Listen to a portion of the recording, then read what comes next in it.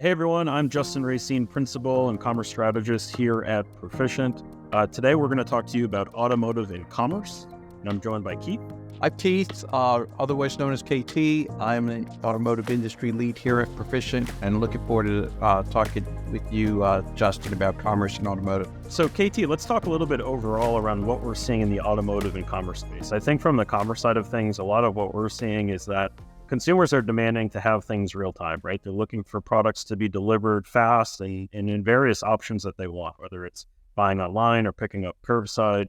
Another thing that we're seeing a lot in the commerce space as well, too, is people really looking for exceptional experiences that oftentimes involve immersive experiences. So actually being able to touch and try the products before they go out to market. So what are you seeing from the automotive side of things? Is that kind of aligning? I mean, what are consumers and brands looking at as it pertains to buying a vehicle or using the vehicle after you Yeah, I mean, I think that's a great point. I'm seeing two things really, Justin. I'm seeing, first off, OEMs have a desire to have a closer relationship with their consumer. In the past, what the mindset was, we build the automobiles and then our dealerships sell the automobiles, right? And there was kind of that divide, and they just didn't really get into a whole lot with the consumer relationship. But the world has changed, right? And consumers have very specific preferences of what they want in terms of their commerce, in terms of their experiences, right? So automotive almost was a throwback, right? Where you'd have to go to the dealership, spend 4 hours doing paperwork, being harassed by salespeople that were trying to sell you different things. And that's not really what today's consumer wants. So the whole transition to EVs has really allowed OEMs to kind of reset that commerce experience, to be able to do some of the buying functionality online, which is what consumers really want. They want to do more online. They want to do it in their own time. And so today, when heritage OEMs, those that are selling both ICE and EVs, are literally changing the whole buying process with EVs. So they're saying this is an opportunity for us to reset and more align with consumer expectations from a commerce perspective.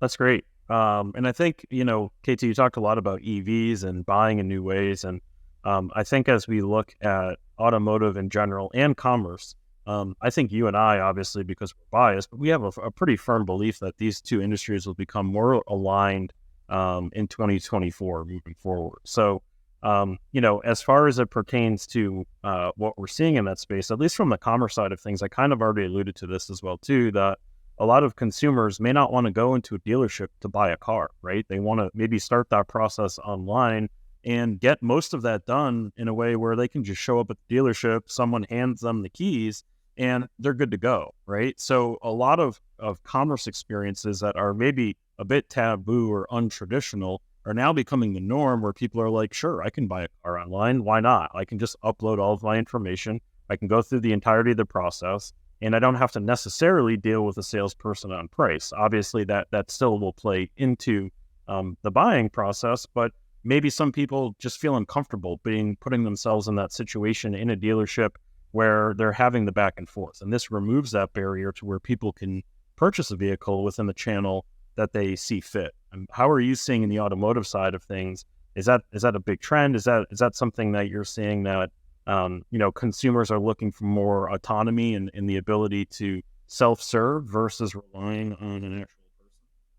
Yeah, I mean, I think it's a great point. I think we are definitely seeing that in automotive. Consumers don't want to have to go to the dealership to do the test drive. So we're building out Perficient. We're building out systems that allow them to get 80% of the test drive functionality, leveraging things like AI, some of the commerce functionality, right? Being able to help them make those decisions on which